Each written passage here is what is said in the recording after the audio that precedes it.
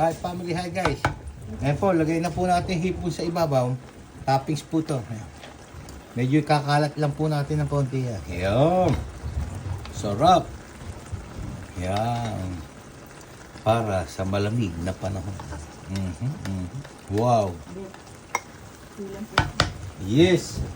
Ulam for tonight. Kinisang repolyo with hipon, with sotanghon.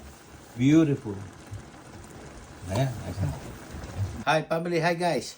Ulam for tonight. Ginisang repolyo. Ayan po guys, family.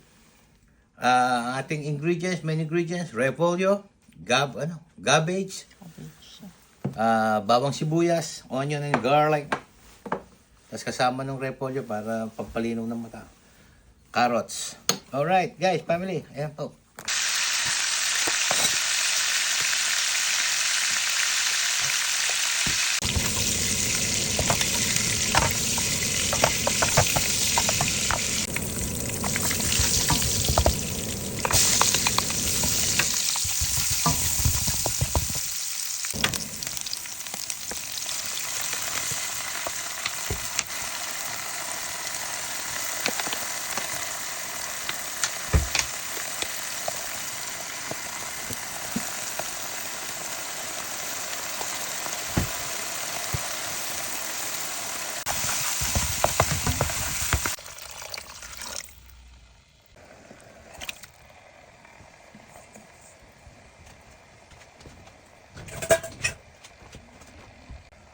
Nahihina ako, narinig ako, Bobby.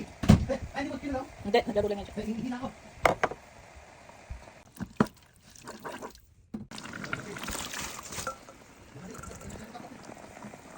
Ay, ito na, pati pala.